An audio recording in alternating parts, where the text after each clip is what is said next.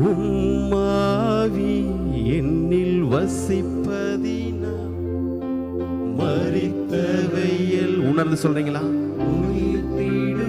ஏனோதான் என்று பாடாம என்னில் வசிப்பதினா மரித்தவையில் உயிர் பெறட்டும் ஆண்டவரே.